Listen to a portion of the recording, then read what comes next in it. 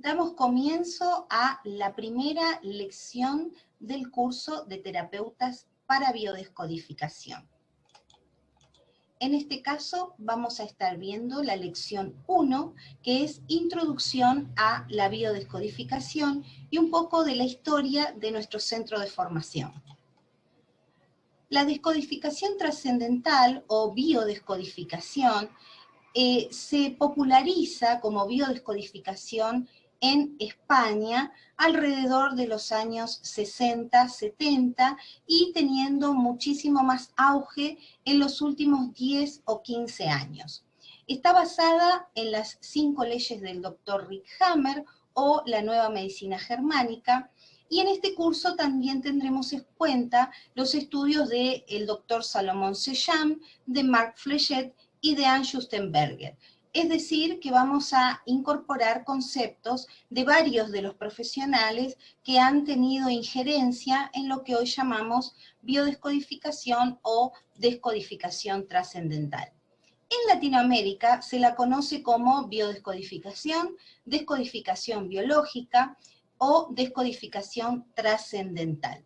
El término bioneuroemoción, que es uno de los términos que ha popularizado Enric Corbera, es una rama de la biodescodificación que tiene otro tipo de componentes y que no es el tipo de línea que trabajamos en nuestro centro de formación. Es una línea, por supuesto, muy respetable, pero no es el tipo de trabajo que realizamos aquí en Centro Agua.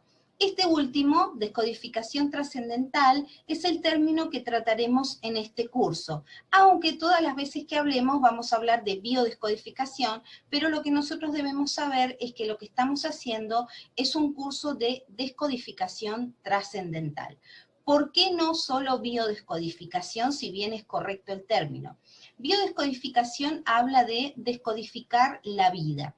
Y nosotros hablamos de una descodificación que trasciende más allá de nuestra propia historia. Es decir, que lo que hacemos es sanar el pasado, sanar la historia nuestra hasta el presente y trascender hacia las generaciones que vengan después de nosotros. Ese es el motivo por el que el término que usamos en el Centro Agua es el de descodificación trascendental. A los estudios mencionados anteriormente de Mark Flechet y Salomón Sejam, vamos a sumar los de Vladimiro Figueroa, que es la guía y el fundador del trabajo que realizamos en el Centro de Formación Agua. Agua es un acrónimo en la lengua quechua de las palabras Hatari Huauqui. Y la palabra Hatari significa levantar la altura de manera importante y Huauqui, hermano mío. Así que cuando nosotros hablamos de agua, estamos hablando de un acrónimo entre dos palabras de origen de nuestros pueblos originarios. ¿Cómo nace la historia de agua? Bueno, en Santiago del Estero, hace ya bastantes años atrás, corrían los años 40, y Pablo Figueroa, el papá de Vladimiro Figueroa, trabajaba como hachero en los montes. Él era una persona muy revolucionaria, muy inclinado hacia la solidaridad, hacia el amor a los otros, hacia defender los derechos de las personas, y se popularizó su vida. De hecho, él consiguió muchos beneficios para los hacheros, era un líder entre los hacheros por allá por los años 40, 50. Y las palabras a los que él refería cuando los motivaba a los hacheros para seguir adelante, para luchar por sus vidas y también para salir adelante por sus propias familias, él les decía, Hatari Huauqui, levántate de manera importante, hermano mío. Y esta frase se popularizó en Santiago del Estero entre los hacheros como una forma de saludarse, Hatari Huauqui. Así que esta es la frase que hace referencia a nuestro nombre, por eso es un acrónimo. Esta persona, Pablo Figueroa, tiene un hijo. Su hijo es Vladimiro, del que hablábamos anteriormente, que es la idea y parte del propósito de la fundación del Centro Agua. Vladimiro se viene a vivir a Buenos Aires a los 16 años, es decir, él migra de Santiago del Estero hacia Buenos Aires a la edad de 16 años. Más adelante conoce a su esposa Mercedes, Mecha, para los más íntimos, y se casan. Cuando Vladimiro se casa, tiene 2 hijos, Daniel y Liliana. Liliana mayor que Daniel. ¿Y cómo fue el proceso de Vladimiro, que en definitiva es nuestro legado? Transcurrían los años 60, cuando Vladimiro tenía alrededor de 30 años y una enfermedad digestiva desconocida lo estaba consumiendo. Estaba por debajo de su peso y en muy grave estado. Sin respuesta de la medicina tradicional, él conoce a un médico clínico que trataba a los pacientes física y emocionalmente. Vladimiro había pasado por médicos, curanderos, espiritistas, iglesias, y no había lugar donde le dijeran ni qué era lo que tenía, ni por qué motivo su cuerpo se estaba consumiendo. Pero la realidad es que un hombre de casi 1,90 m estaba pesando 40 kilos. No había posibilidad de que nada de lo que él comía que fuera retenido en su estómago. Y los médicos le decían que si seguía así, lamentablemente no sabían cuál iba a ser el final de él. Conoce a este médico clínico, que era un médico en la zona donde él vivía, y que además este médico lo tildaban de loco, porque trabajaba tanto la parte clínica como las emociones de las personas. Este médico hacía reuniones en su consultorio con los pacientes y hacían una especie de intervenciones donde las personas contaban las emociones que los bloqueaban, los problemas que tenían. Y de esta manera ayudaba a sus pacientes a poder descargar la parte emocional. Si bien él no estaba formado en psicología ni en ningún área emocional, él entendía como médico clínico que cada vez que sus pacientes podían expresar aquellas cosas que los tenían limitados emocionalmente, se sentían muchísimo mejor. En el caso de Vladimiro, el proceso de dolor había comenzado a muy temprana edad. Nacido en Santiago del Estero, proveniente de una familia humilde y muy numerosa, fue enviado a Tucumán a la edad de 7 años para trabajar por techo y comida. Y esto era algo muy común en aquella época y que lamentablemente hasta el día de hoy ocurre en las provincias más carenciadas de nuestro país. Cuando no cumplía con las tareas de la casa de este hacendado en el que él trabajaba por techo y comida, era castigado enviándolo a las criptas, es decir, lo enviaban a la edad de 7 años a el sepulcro familiar. Y allí se tenía que quedar encerrado, sin comida y sin agua. A veces lo dejaban incluso toda una noche. Imaginémonos lo que era para un niño de 7 años el impacto, el miedo, el terror, la angustia de estar solo en una cripta, en un sepulcro. Cuando él logra a los 16 años salir de todo ese horror, viaja a Buenos Aires y se radica acá. Pero cuando él llega a Buenos Aires, después él cuenta que a él lo consumían 2 emociones, el rencor y la venganza. Dice que la única idea con la que él viajó a Buenos Aires era poder trabajar, comprar un arma, ir y matar a toda esta gente. Ese era el dolor tan grande que había dentro de su corazón, de su alma.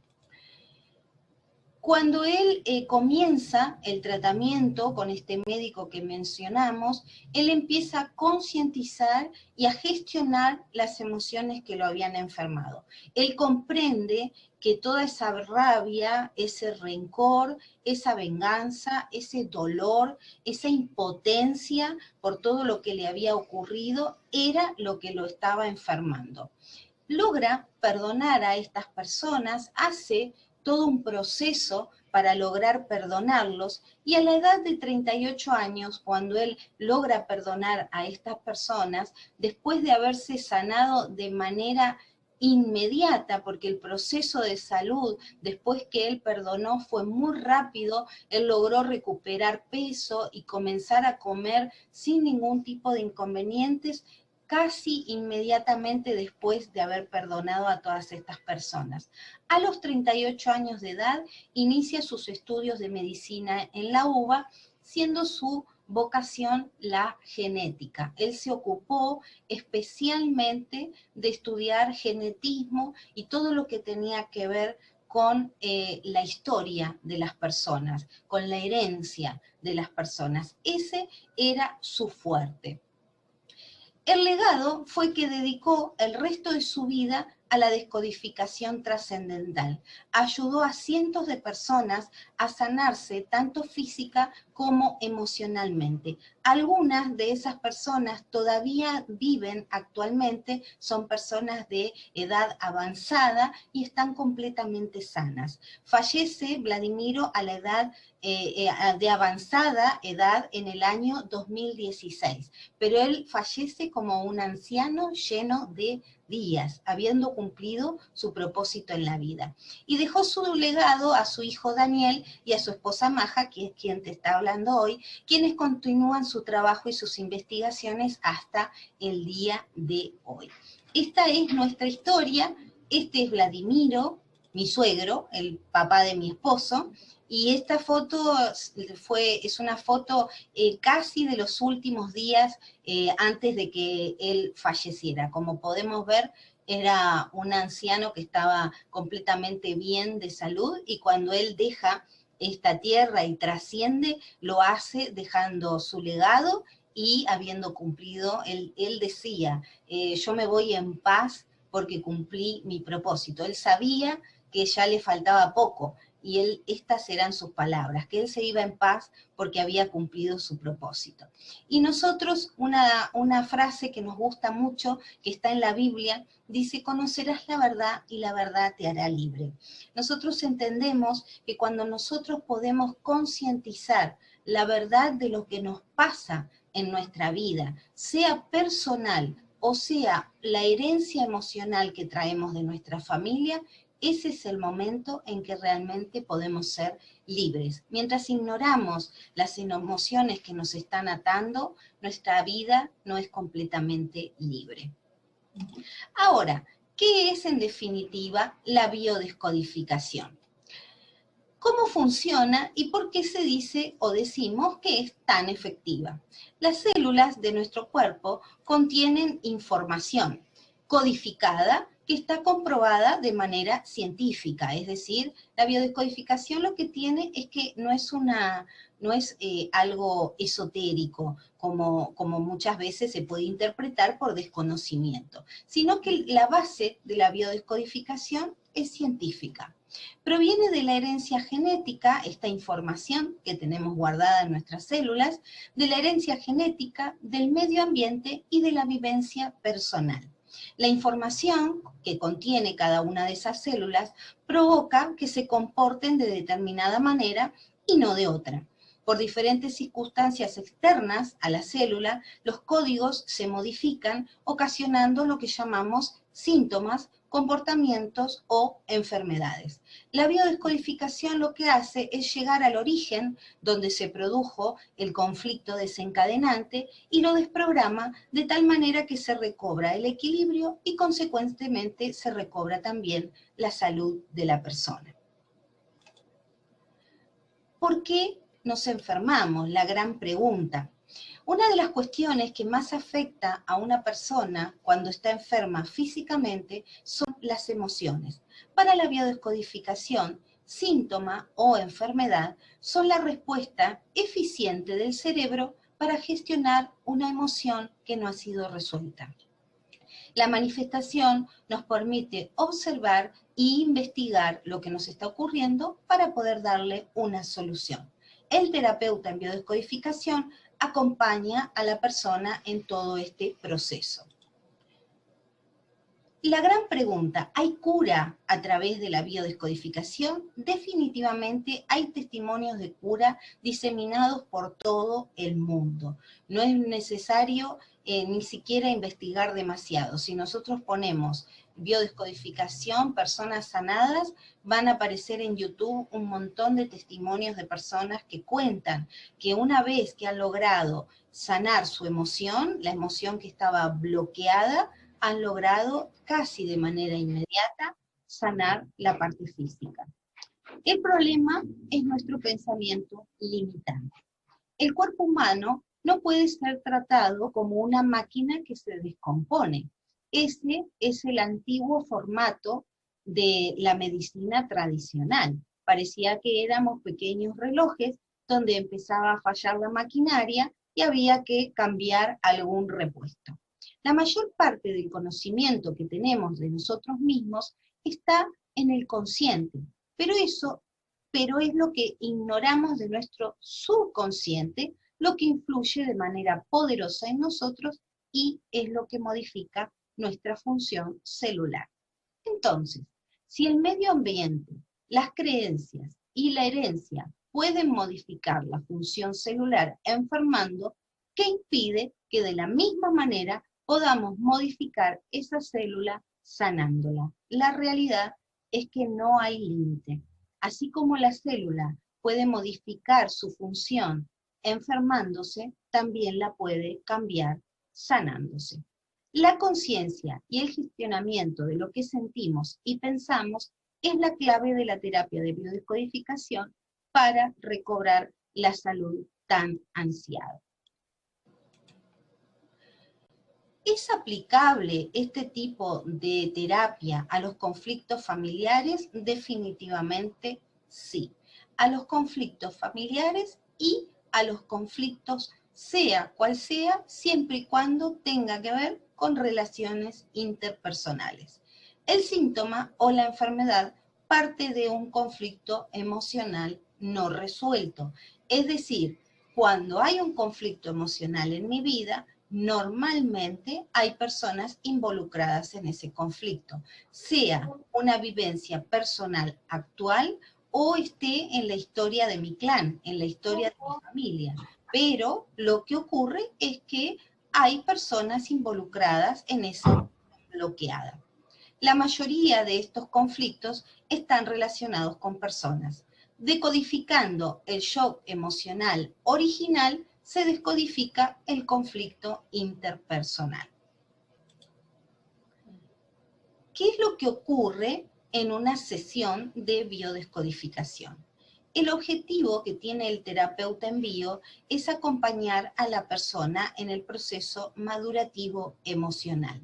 Es necesaria la comprensión, la empatía, la solidaridad y la paciencia, porque cada proceso y cada persona son completamente diferentes. Y lo que nosotros hemos comprobado a través de las diferentes sesiones con diferentes pacientes es que a veces el bloqueo emocional que tiene la persona no le permite avanzar con la misma velocidad que tal vez ante un conflicto similar avanza otro paciente. Así que siempre es muy individual.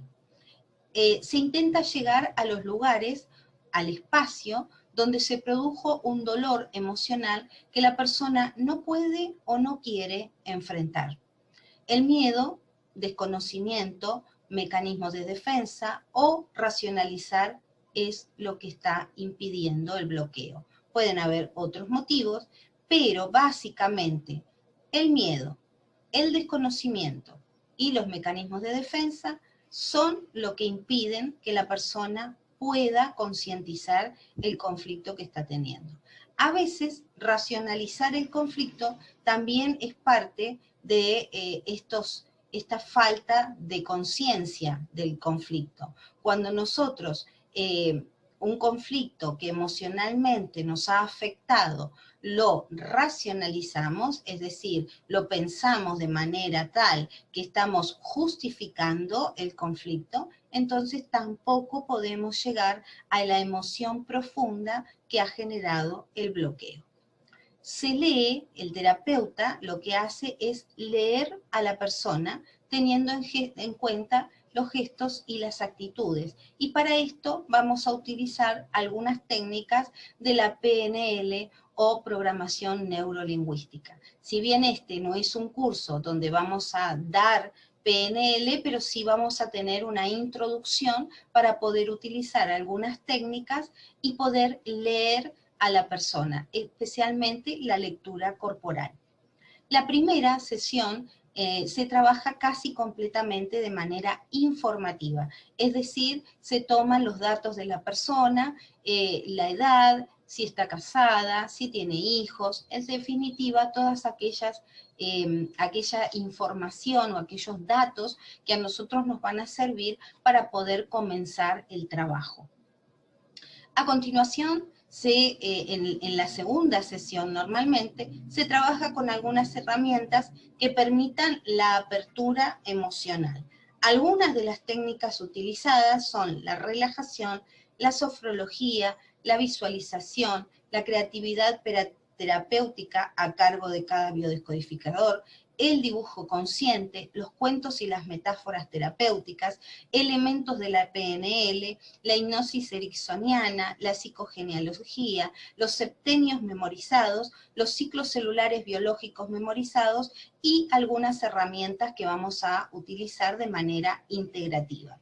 Quiere decir que para cada paciente el biodescodificador va a observar a través de la historia de la persona y va a aplicar aquellas herramientas que crea que son más convenientes para cada caso. Y muchas veces vamos a tener que ir observando alguna herramienta que estamos utilizando y luego cambiarla porque el paciente se siente más cómodo o llega más rápido a tener una conexión con sus emociones a través de una herramienta diferente. Es importante la constancia, ya que por ser una terapia de acompañamiento, lleva un proceso que es diferente en cada persona. Y esto es algo que cuando el paciente comienza la terapia, lo debe saber desde el principio. Muchas veces las personas nos consultan y nos preguntan cuántas sesiones necesitan para descodificar un problema emocional. Y la realidad es que nosotros no lo podemos saber. Mínimo para comenzar una apertura para poder iniciar un proceso de acompañamiento son 4 sesiones. Pero estamos hablando de 4 sesiones para comenzar. Normalmente los tratamientos son entre 6 meses y 1 año. Y después hay algunos tratamientos que llevan más tiempo, que ya los vamos a ver en unas plaquitas más adelante. ¿Cómo se descodifica? Se realizan preguntas. ¿Cuándo sufrió el síntoma por primera vez? ¿Qué había ocurrido ese día? O sea, ¿qué acontecimientos acompañaron al síntoma o a la enfermedad? Y si recuerda algún episodio estresante que haya sufrido ese día o en los días más inmediatos.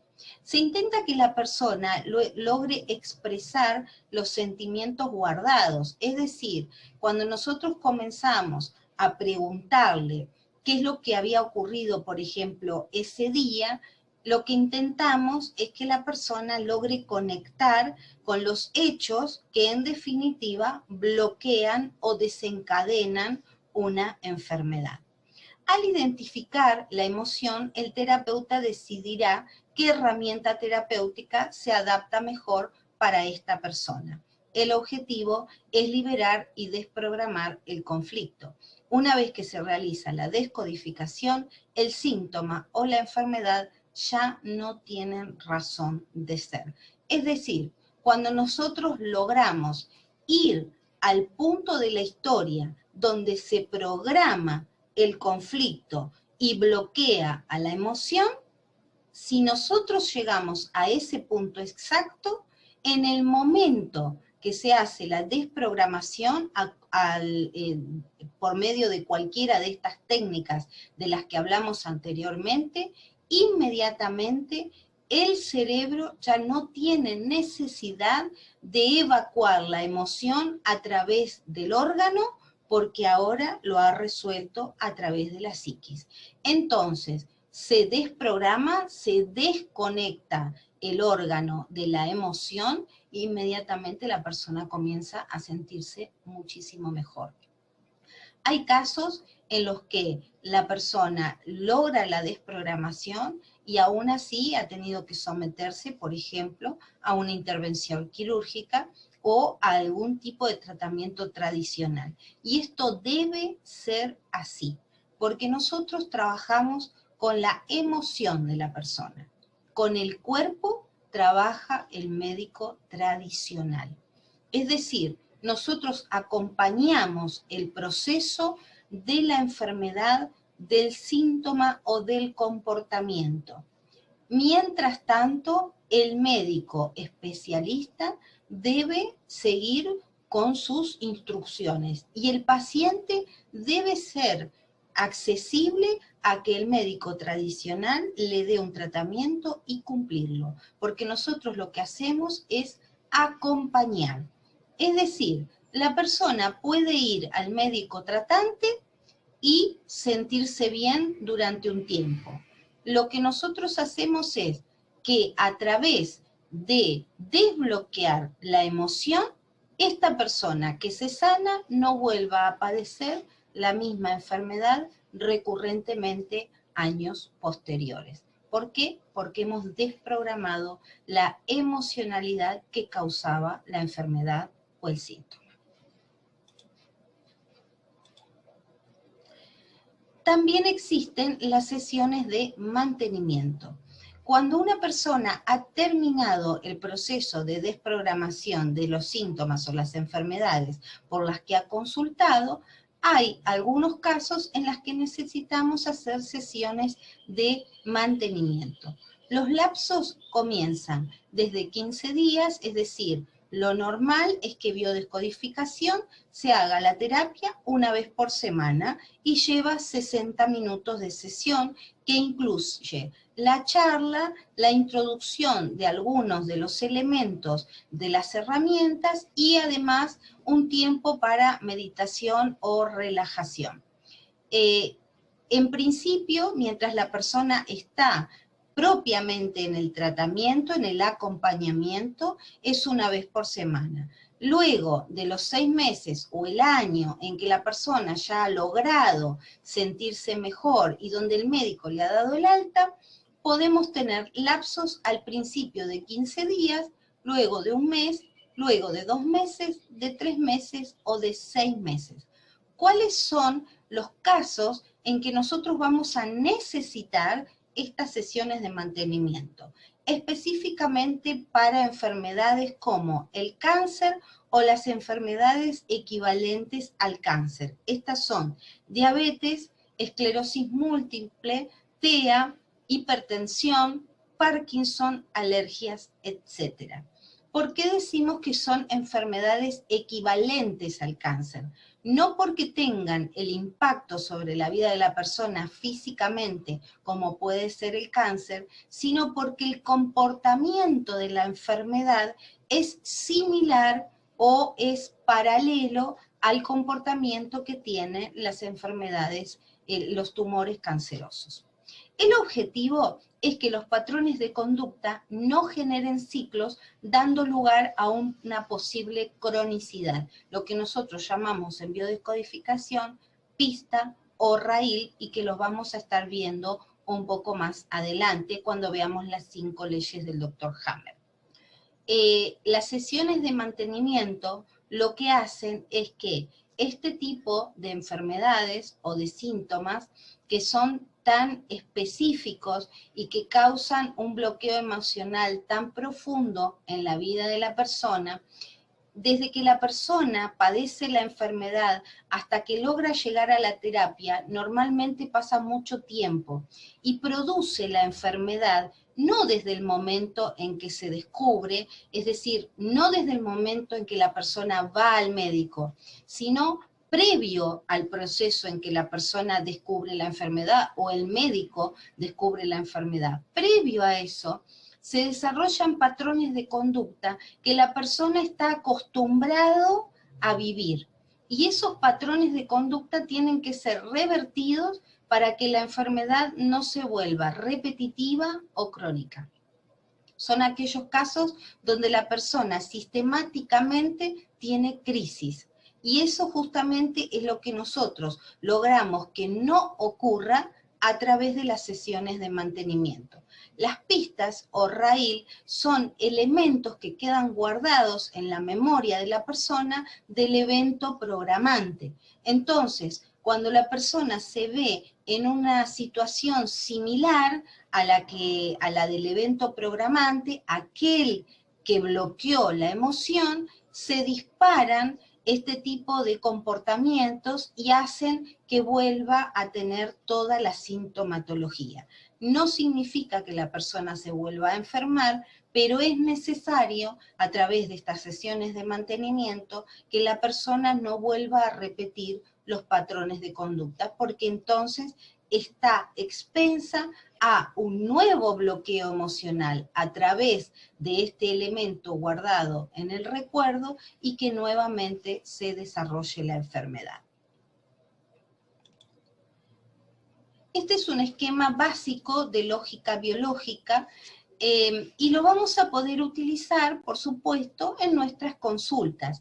Yo lo que sugiero es que cuando comienzan a atender pacientes estén munidos de todo el material posible, porque se van a encontrar con casos realmente donde vamos a necesitar de toda la información que hemos obtenido a través del curso. Este esquema de lógica biológica nos permite analizar de manera rápida y bastante sencilla lo que viene a contarnos la persona. Entonces, tenemos en la parte superior el tipo de conflicto. Los tipos de conflicto pueden estar relacionados a las funciones vitales, a la protección, a la estructura, vamos a correr un poquitito aquí, o a la interacción. Estos son los tipos de conflictos con los que nos podemos encontrar.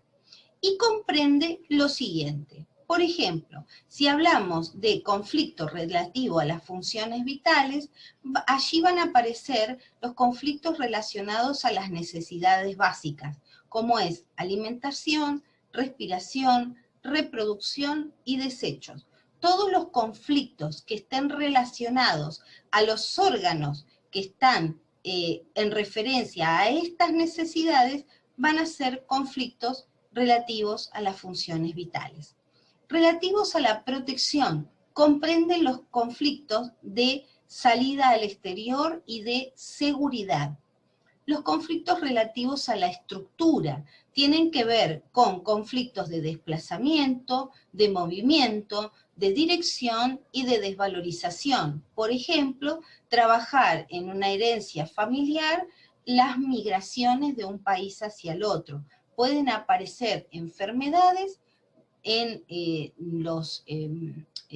parte de las personas que nazcan que tengan que ver con las migraciones de nuestros abuelos, de nuestros bisabuelos, de nuestros tatarabuelos, donde han quedado emociones bloqueadas por causa de la migración y que luego el árbol genealógico va a intentar reparar, sanar esas emociones. También tenemos los relativos a la interacción y comprenden la comunicación, las relaciones y el contacto.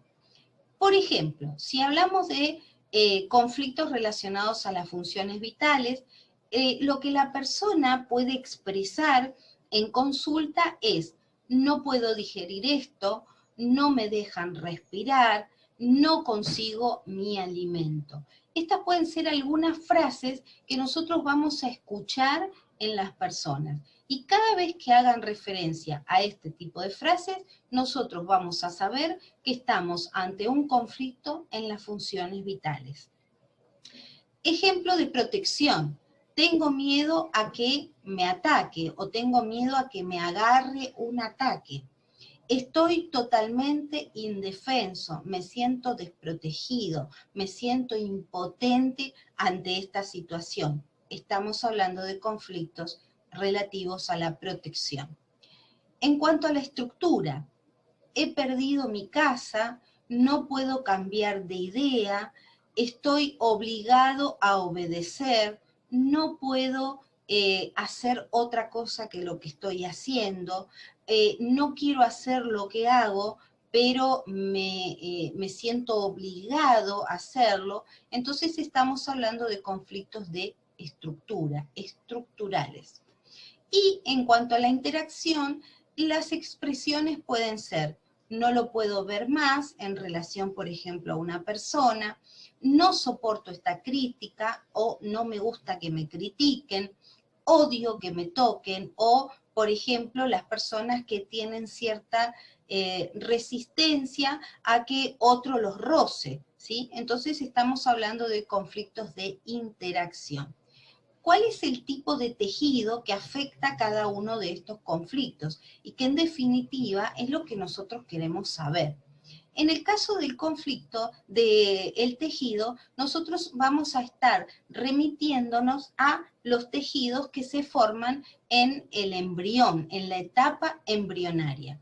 Entonces, en cuanto a las funciones vitales, son los tejidos del endodermo. En cuanto a la protección, los tejidos del mesodermo antiguo, en cuanto a la estructura, los tejidos del mesodermo nuevo, y en cuanto a la interacción, los tejidos del ectodermo, es decir, los órganos que se forman a partir de estos tejidos. ¿Por quién están dirigidos estos tejidos? En el caso del endodermo, por el tronco cerebral; en el caso del mesodermo antiguo, por el cerebelo; en el caso del mesodermo nuevo, por la médula cerebral; y en el caso del ectodermo, por la corteza cerebral. Y los órganos que pueden salir afectados en relación a estos conflictos son, en el caso de las funciones vitales, el sistema digestivo, el sistema reproductivo, el sistema endocrino, es decir, todos aquellos órganos o sistemas que están relacionados a las funciones vitales. En cuanto a la protección, podemos hablar de la meninge, el peritoneo, el pericardio, la pleura, etc. Y son los tejidos relacionados a la protección. Por supuesto que esto es muy básico lo que estamos hablando, simplemente para tener una primera idea de lo que es un esquema de lógica biológica. Después, cuando avancemos en el curso, vamos a ver específicamente cada sistema con sus órganos y cómo son las emociones que los afectan o cuáles son las emociones que los afectan.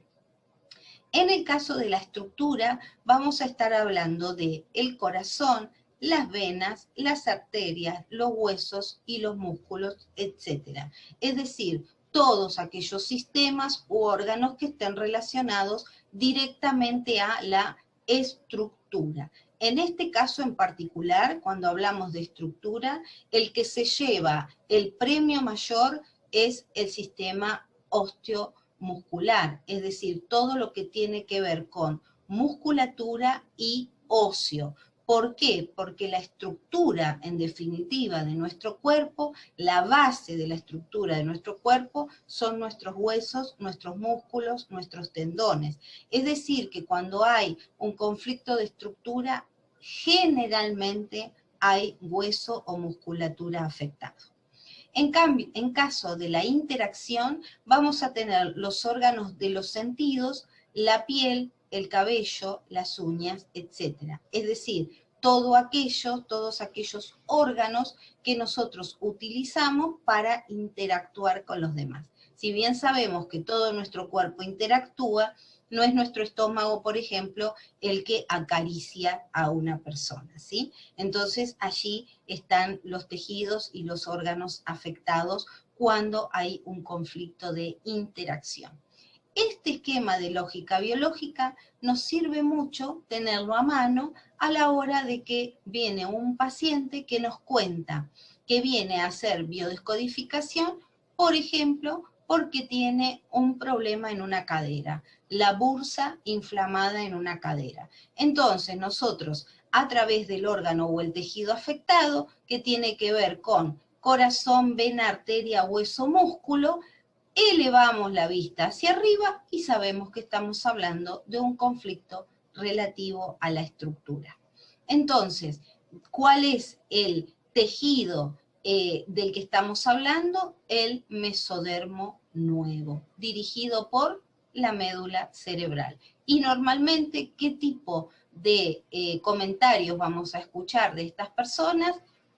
Perdí, no puedo avanzar. Obviamente también va a estar relacionado a el lugar donde la persona tiene este problema estructural. Por ejemplo, si estamos hablando de cadera, vamos a estar relacionados a avanzar en la vida, porque siempre tenemos que ver cuál es el órgano. En este caso, la cadera a nosotros nos sirve para avanzar, para caminar. Entonces la persona va a estar, va a tener algún tipo de conflicto que va a estar relacionado a poder avanzar en algo en la vida. Entonces vamos a tener en la primera sesión solamente con que la persona nos diga cuál es el motivo por el que viene a biodescodificación, vamos a tener un panorama general de lo que a la persona le está ocurriendo. Simplemente con esta tabla que es bastante sencilla,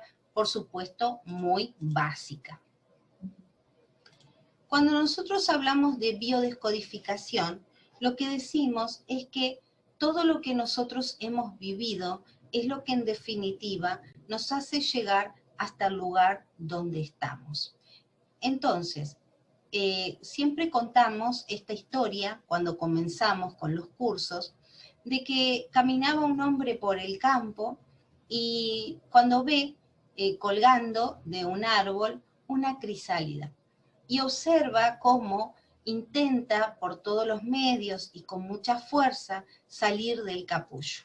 El hombre es movido a misericordia cuando ve a esta crisálida y decide ayudarla, rompiendo el capullo. Cuando este hombre rompe el capullo y la crisálida logra salir, se encuentra con que cae al suelo y muere. Es que la crisálida necesita la lucha que se le presenta ante el capullo para poder fortalecer las alas y que cuando salga del capullo, esas alas estén lo suficientemente fuertes para poder afrontar el día de vida que tiene por delante. La moraleja o la enseñanza que nos deja este tipo de cuento terapéutico es que nosotros necesitamos de las adversidades, o mejor dicho, las adversidades se presentan en nuestra vida para que podamos resolver situaciones. Algunas situaciones serán nuestras, otras serán de nuestros antepasados, otras serán situaciones que nuestros padres han volcado de sus propias frustraciones. Pero en definitiva, las adversidades nos pueden hacer personas resilientes, más fuertes, y conocer de dónde venimos y hacia dónde nos dirigimos es una de las claves para poder convertirnos en estas personas fuertes que puedan enfrentar cada día de sus vidas. La gran pregunta a partir de hoy es: ¿esta enfermedad qué quiere mostrarme y qué debo o necesito aprender a través de esta enfermedad o de este síntoma? Esto es lo que nosotros le vamos a compartir a nuestros pacientes, pero en primera instancia, biodescodificación es para nuestra propia vida. Así que si algún síntoma o alguna enfermedad está siendo parte de nuestra vida, debemos de preguntarnos ¿para qué? ¿Cuál es el propósito? ¿Qué quiere mostrarme esto que estoy viviendo? ¿Y qué debo o necesito aprender? Y una pregunta que en esta placa no está, pero que a mí me gusta hacerle a las personas es, ¿qué harías después que te sanes? ¿Qué vas a hacer una vez que esta enfermedad ya no sea parte de tu vida? ¿Cómo vas a enfrentar el día a día? ¿Cuál va a ser el desafío para seguir adelante? A veces no tenemos idea que nuestros síntomas o nuestras enfermedades son los que nos mantienen en un tipo o en un formato de vida. Y luego cuando sanamos no sabemos muy bien cuál es el propósito de nuestra vida. Algo tan importante en cada uno de nosotros, conocer para qué estamos, para qué hemos nacido.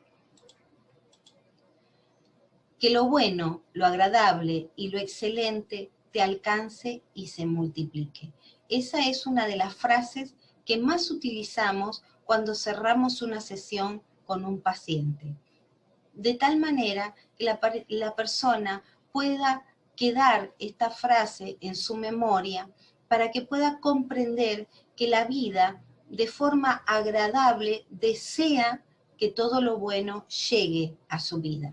Que no es, la vida no está para ser vivida en una lucha de 24 horas los 7 días de la semana, sino que podemos tener las herramientas y la forma para que nuestra vida sea una vida placentera y segura.